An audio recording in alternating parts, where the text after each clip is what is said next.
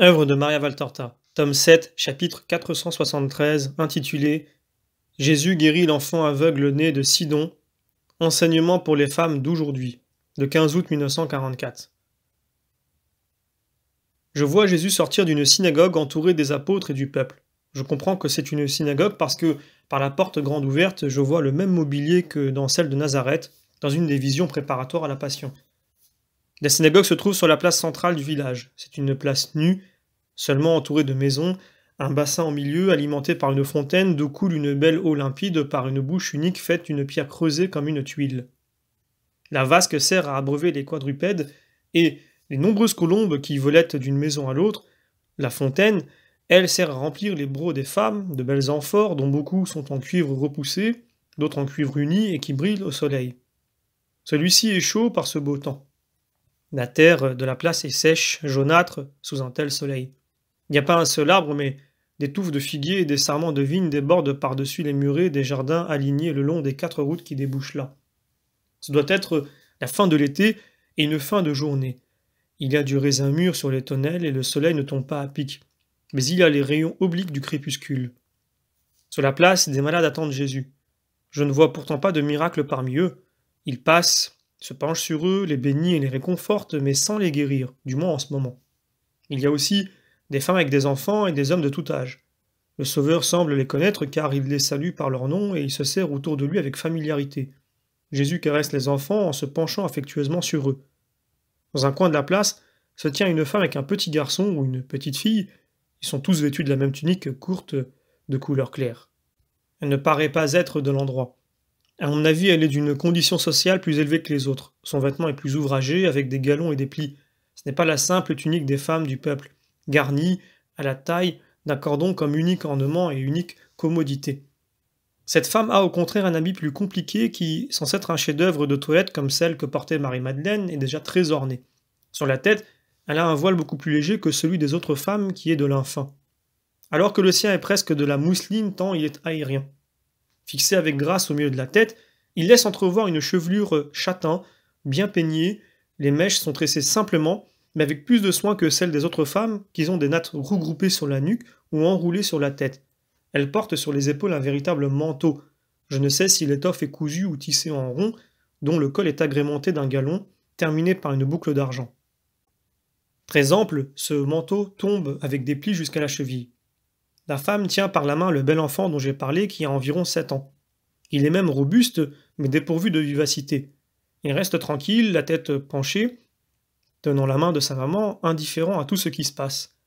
La femme regarde mais n'ose s'approcher du groupe qui s'est formé autour de Jésus. Elle semble indécise, se demandant s'il va y aller et craignant d'avancer. Finalement, elle prend un moyen terme, attirer l'attention de Jésus. Elle voit qu'il a pris dans ses bras un bébé tout rose et tout riant qu'une mère lui a présenté et que, en parlant avec un petit vieux, il le serre contre son cœur en le berçant. Elle se penche sur son enfant et lui a dit quelque chose. L'enfant lève la tête. Je vois alors un visage triste, aux yeux fermés. Il est aveugle. Pitié pour moi, Jésus, dit-il. La plainte de cette voix infantine déchire l'air tranquille de la place et parvient au groupe. Jésus se retourne et voit. Il se déplace immédiatement avec une sollicitude affectueuse sans même rendre à sa mère le bébé qu'il tient dans ses bras. Grand et très beau, il se dirige vers le pauvre petit aveugle qui, après avoir crié, a de nouveau baissé la tête et c'est en vain que sa mère le presse de réitérer son appel. Jésus parvient en face de la femme. Il la regarde, elle aussi de dévisage, puis timidement elle baisse les yeux. Jésus l'aide, il a rendu l'enfant qu'il avait dans les bras à la femme qui le lui avait donné. Femme, c'est ton fils ? Oui, maître, c'est mon premier-né.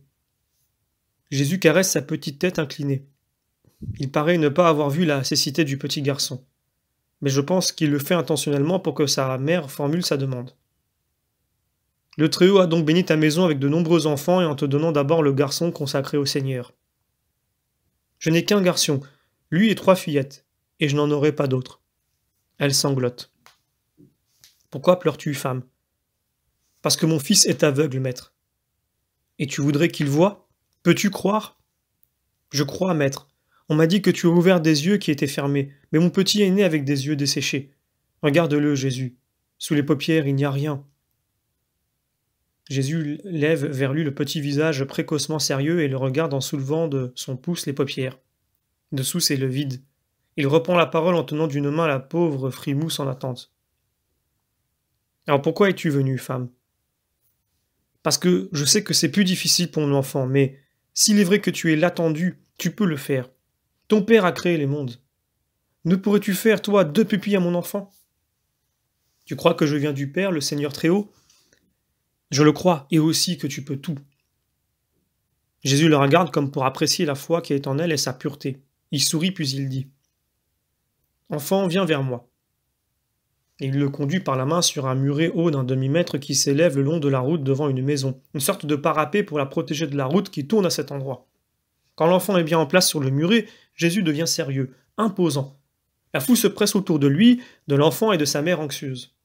Je vois Jésus de côté, de profil, tout enveloppé dans son manteau, bleu très foncé sur son vêtement un peu plus clair. Son visage est inspiré. Il paraît plus grand et même plus robuste, comme toujours quand il libère une puissance miraculeuse. C'est même une des fois où il paraît le plus imposant. Il pose sur la tête de l'enfant ses mains ouvertes, mais avec le 2 pouces sur les orbites vides. Il lève la tête et prie intensément, mais sans remuer les lèvres.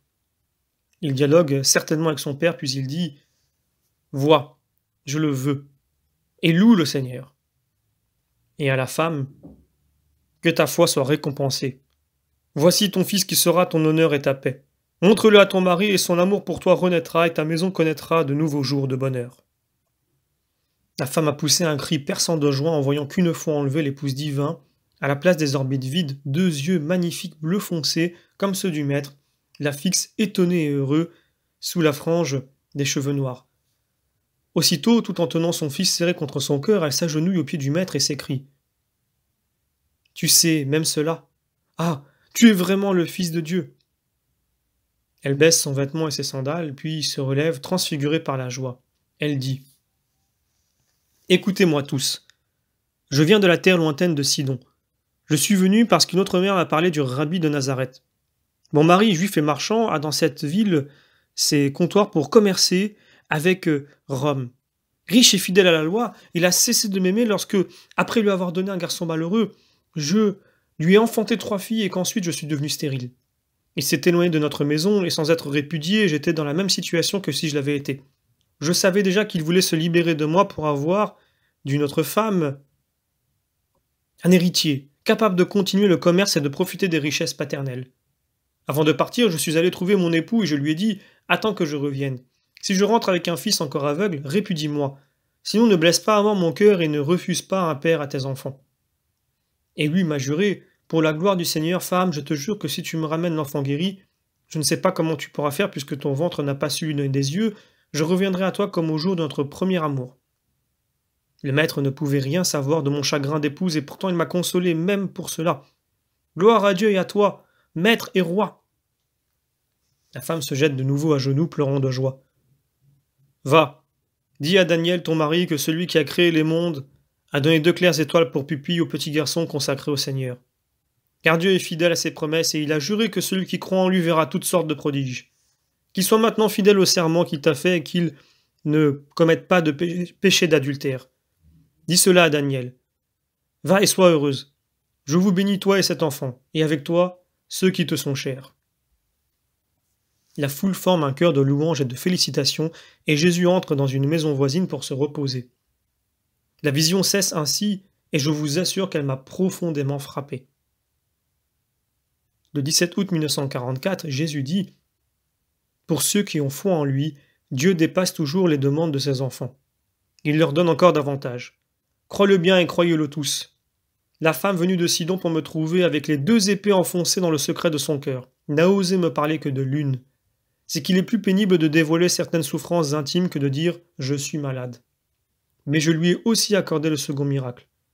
Aux yeux du monde, il aura semblé, et il semblera toujours, qu'il est beaucoup plus facile de rétablir la concorde entre 2 époux séparés pour un problème désormais résolu, et heureusement que de donner 2 pupilles à 2 yeux qui sont nés sans en avoir. Mais non, il n'en est pas ainsi.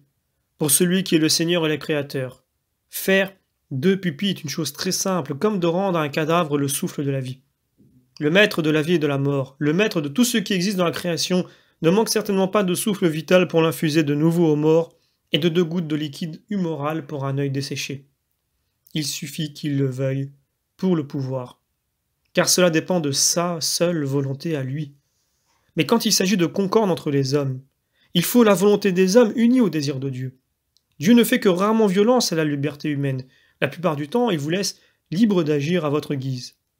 Cette femme qui vivait dans un pays d'idolâtres et était restée, comme son époux, croyante dans le Dieu de ses pères, méritait déjà la bienveillance de Dieu.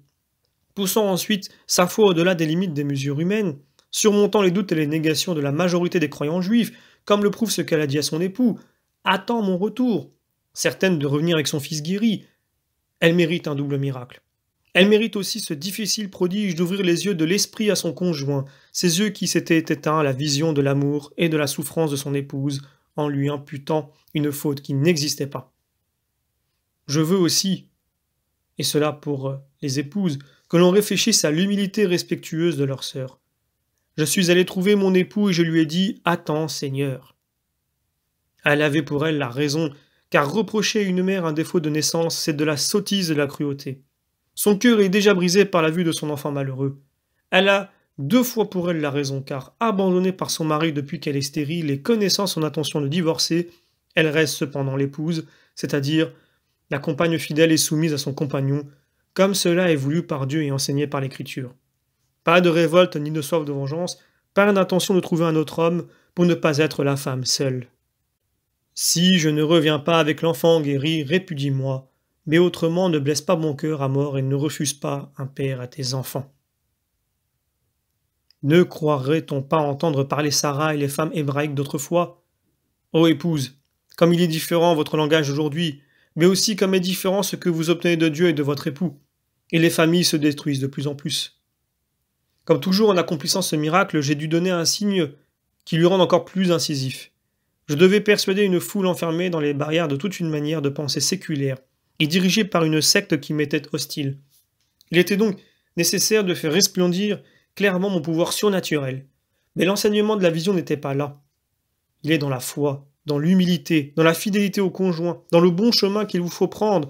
Ô épouse et mère qui avez trouvé des épines là où vous promettiez des roses, pour voir naître, au lieu des piquants qui vous blessent, de nouvelles branches fleuries. Tournez-vous vers le Seigneur votre Dieu qui a établi le mariage pour que l'homme et la femme ne restent pas seuls, mais s'aiment en formant pour toujours une seule chair indissoluble, puisqu'elle a été unie. Il vous a aussi donné le sacrement pour que sa bénédiction descende sur votre union et que grâce à moi, vous ayez ce qui vous est nécessaire dans votre nouvelle vie de conjoint et de parent. Et pour vous tourner vers lui, avec une âme et un visage bien assurés, soyez honnête, bonne, respectueuse, fidèle, de vraies compagnes de votre époux, non pas de simples hôtes de maison, ou pis encore, des étrangères que le hasard réunit sous un même toit, comme le hasard réunit des pèlerins dans un hôtel. Cela arrive trop souvent actuellement. L'homme manque-t-il à ses devoirs? Il agit mal. Mais cela ne justifie pas la manière d'agir de trop d'épouses. Cela la justifie encore moins quand vous ne savez pas rendre à un bon compagnon le bien pour le bien et l'amour pour l'amour.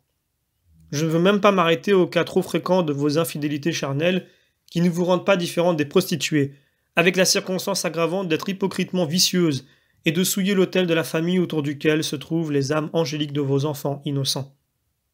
Mais je parle de votre infidélité morale au pacte d'amour juré devant mon autel. Eh bien, j'ai dit, celui qui regarde une femme en la désirant commet l'adultère dans son cœur. J'ai dit, celui qui renvoie son épouse avec un acte de divorce l'expose à l'adultère. Mais maintenant que trop de femmes sont des étrangères pour leur mari, je dis, celles qui n'aiment pas leur compagnon avec leur âme, leur esprit et leur chair, le poussent à l'adultère. Et de même que je demanderai raison à l'homme de son péché, je le ferai aussi pour celle qui ne l'a pas commis, mais en est la cause. Il faut savoir comprendre la loi de Dieu dans toute son étendue et toute sa profondeur, et il faut savoir la vivre en pleine vérité. Reste avec ma paix, toi que cela ne regarde pas, et garde ton cœur fixé en moi. Fin du chapitre.